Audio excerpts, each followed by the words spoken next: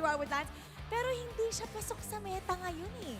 Tapos, number 1 pick niyo pa siya, hindi mo man lang tinago sa last pick.